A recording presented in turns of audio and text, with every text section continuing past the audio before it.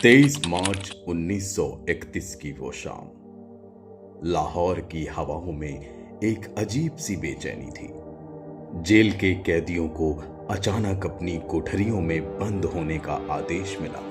Warden चरत सिंह, जो अक्सर सख्त रहते थे, आज उनकी आंखों में आंसू थे। क्यों? क्योंकि आज भारत के 3 सबसे लाडले बेटों को चुपके से फांसी दी जाने वाली थी। वक्त से 11 घंटे पहले। भगत सिंह के रगों में देशभक्ति बचपन से ही थी। एक बार उनके पिता ने देखा कि 10 से 12 साल का भगत खेत में कुछ गाड़ रहा है। पिता ने पूछा, बेटा क्या कर रहे हो? तो उस नन्हे बालक ने जवाब दिया, बापू मैं बंदूकें बो रहा हूं ताकि अंग्रेजों को देश से बाहर निकाल सकूं। यही वो जुनून था जिसने राजगुरु और सुखदेव को भी एक धागे में पिरोया।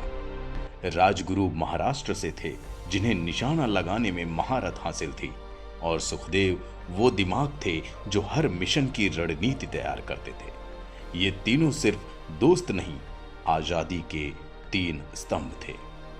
सांडार्स वध और असेंबली बम कांड।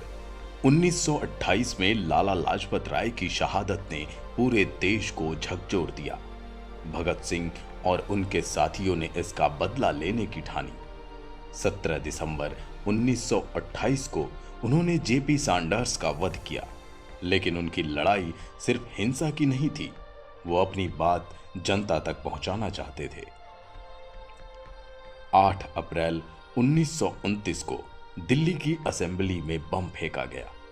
बम खाली जगह पर फेंका गया ताकि किसी की जान न जाए, सिर्फ बहरों को सुनाई दे। उन्होंने भागने की कोशिश नहीं की, बल्कि इंकलाब जिंदाबाद के नारे लगाते हुए गिरफ्तारी दी। उनका मकसद था अदालत को अपना मंच बनाना। जेल के अंदर का संघर्ष, 64 दिनों की भूख हड़ताल। जेल में क्रांतिकारियों के साथ जानवरों जैसा बर्ताव होता था। भगत सिंह ने इसके खिलाफ भूख हड़ताल शुरू की।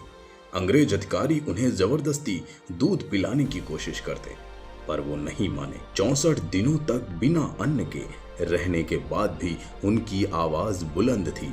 उन्होंने जेल में रहकर सैकड़ों किताबें पढ़ी और मैं नास्तिक क्यों हूं जैसे मशहूर लेख लिखे। वो अंतिम 24 घंटे, एक दर्दनाक सच।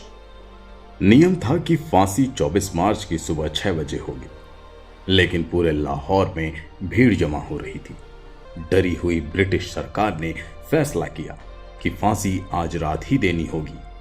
जब फांसी का फरमान सुनाया गया तो भगत सिंह ने मुस्कुराकर कहा, शुक्रिया, आज मुझे मेरे वतन से मिलने का मौका जल्दी मिल गया। फांसी के बाद भी अंग्रेजों की कायरता खत्म नहीं हुई। उन्होंने जेल की पिछली दीवार तोड़ी, शहीदों के शवों के टुकड़े किए और उन्हें बोरियों में भरकर सतलुज नदी के किनारे ले गए। वहां मिट्टी का तेल डालकर उन्हें जलाने की कोशिश की गई। जब गांव वालों को पता चला तो अंग्रेज अधजले शवों को छोड़कर वहां से भाग खड़े हुए। भगत सिंह ने कहा था, व्यक्तियों को कुचलकर वे विचारों को नहीं मार सकते। आज भले ही वे हमारे बीच नहीं हैं, लेकिन इंकलाब का नारा हर उस युवा के दिल में धड़कता है जो अन्याय के खिलाफ खड़ा होता है। इस 23 मार्च को सिर्फ एक स्टेटस मत लगाइए, बल्कि उनके उन विचारों को भी पढ़िए जिसके लिए उन्होंने अपनी जान गंवा दी। दोस्तों, अगर आपको ये जानकारी महत्वपूर्ण लगी हो तो इस वीडियो को शेयर करें और उन शहीदों को सच्ची श्रद्धांजलि दें। जय हिंद, इंकलाब जिंदाबाद।